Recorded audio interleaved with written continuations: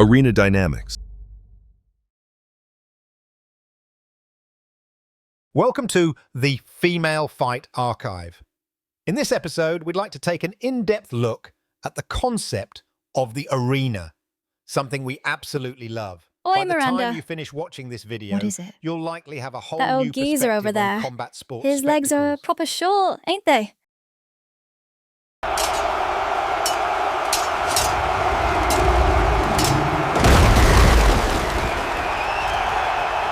The Roman Empire is generally considered to be the first in human history to systematically integrate arenas with public entertainment. The Flavian amphitheatre, commonly known as the Colosseum, built in AD 80, is an indispensable subject in any discussion of arenas. In fact, the very etymology of the word arena derives from the Latin term for the fine sand that covered the floor of circular amphitheatres such as the Colosseum. With a capacity of approximately 50,000 people, this facility is likely one of the largest of its kind among arenas. Oi, Professor. Got a question for ya? Or more like a massive doubt, really. Right? What is it then? Do enlighten us. I mean, it's fine for the Emperor and the rich ones down front, yeah? But what about the poor sods in the back row? The gladiators must have looked like tiny little ants to them. How's that meant to be entertaining then?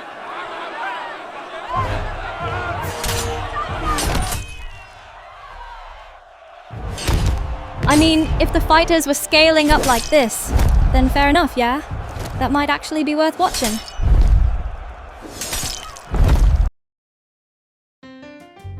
That's a good point. The gladiators didn't grow to gigantic sizes, and there weren't any huge screens like at a rock festival.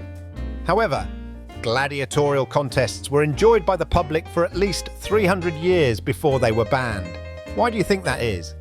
If I knew, I wouldn't be bloody asking, would I? There are two aspects to this. The first is physical.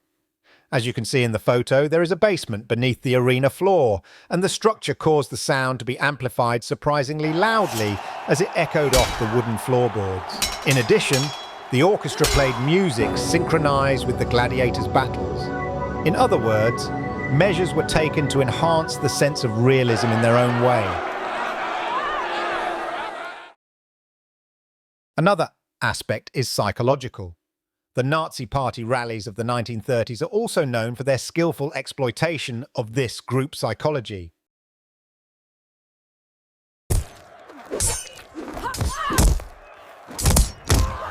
Collective effervescence. This concept, proposed by the French sociologist Émile Durkheim, perfectly describes the frenzy of the 50,000 people at the Colosseum.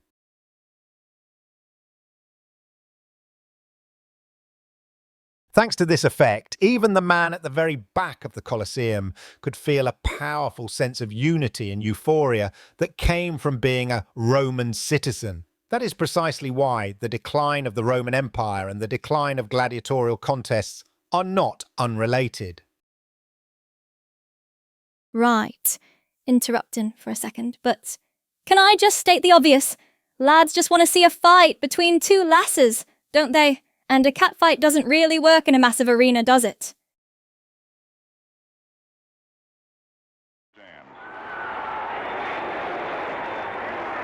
In contrast to the Colosseum, which has political and religious significance, a venue with a capacity of fewer than several thousand people would likely be the optimal solution for a martial arts event funded by ticket sales.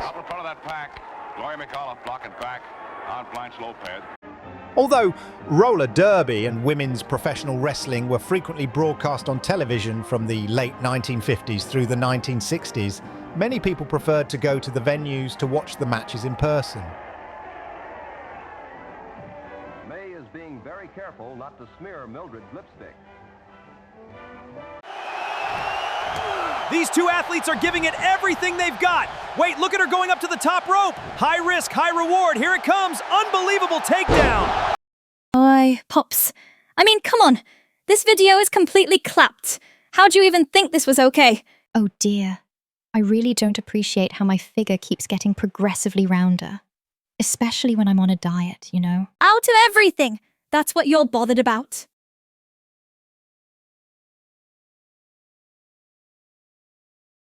American professional wrestling is a unique and fascinating phenomenon among the world's combat sports events. Here's a strange rule of live combat sports. The same crowd size can mean two completely different experiences. In boxing or UFC, the product is proximity. The sweat, the impact, the sound of a punch landing push the crowd back, and that value collapses fast. That's why elite boxing almost never leaves small, intimate rooms. Pro wrestling breaks that rule. It's built as spectacle, big moves, big entrances, a story you can follow from anywhere. Scale the arena way up and the experience barely drops. That's how WrestleMania fills an 80,000-seat football stadium and still delivers. Same crowd, opposite curve.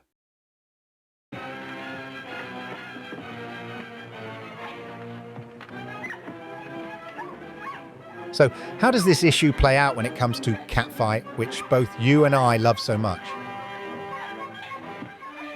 First of all, there have been no instances of massive events being promoted as catfights. In that regard, it's reasonable to assume that the trend would follow a curve similar to that of boxing or the UFC in the graph I showed earlier. You were just standing there? Also, given the niche nature of this sport, wouldn't it inevitably attract smaller crowds than boxing or the UFC?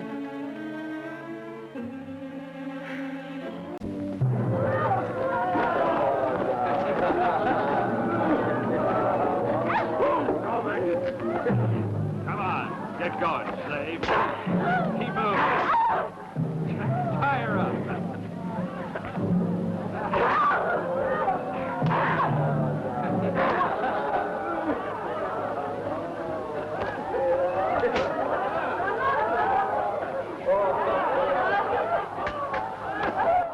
Although this movie is set during the Roman Empire, instead of the Colosseum, it features catfights as entertainment at banquets.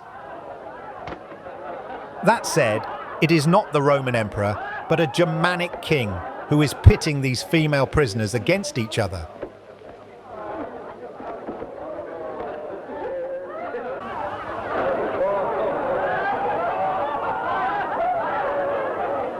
Quiet, everyone, clear the ring. The minimum number of people required for a catfight scene is 3, the 2 women fighting and a third-person observer. However, this is often just a fragment of a drama and differs from what we'll be covering in this Arena Dynamics segment. Before producing this video, I asked viewers of this channel, what does arena mean to you? The options are the 4 currently listed. 3 would have been enough, but I added Galaxy Arena just for fun.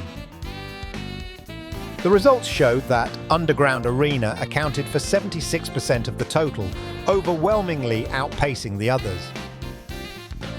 So, the following week, I tried conducting the survey from a different angle.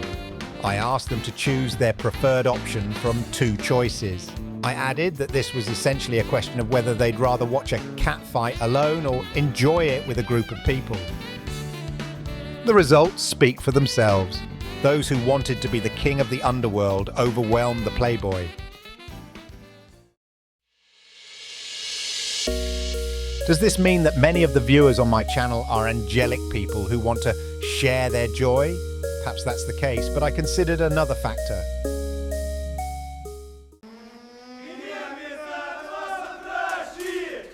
Interaction ritual chains. This is a theory proposed by the American sociologist Randall Collins.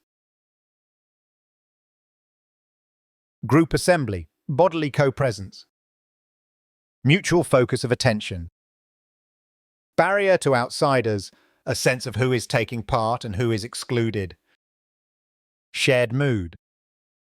According to Collins's theory, when these elements come together, collective effervescence arises, resulting in the generation of emotional energy, group solidarity, and symbols of group membership.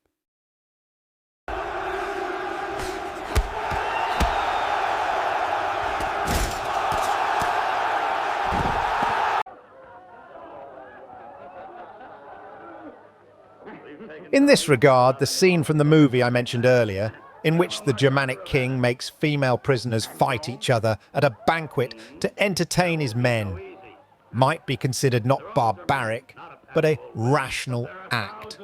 He knows that he can achieve the same effect on his clan without having to use a colosseum capable of holding 50,000 people, as the Roman emperor did.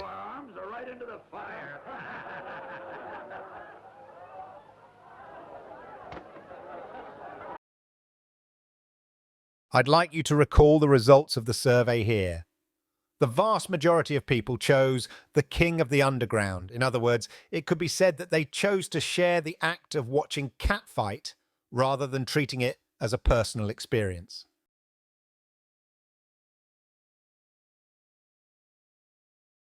So why do we want to share? It's because we want to form a community. Why do we want to form a community?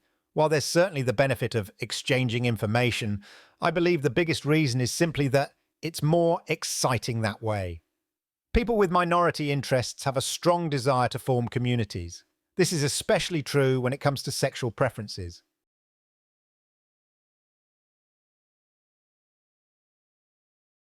This is just a hypothesis. Please don't take it the wrong way. But my friends, all of you who have watched this video this far are kindred spirits. If you haven't subscribed to the channel yet, please take this opportunity to do so. Well then, let's wrap things up with some leftover clips from the video I went to the trouble of making and Miranda's music video. Stay tuned for the next video.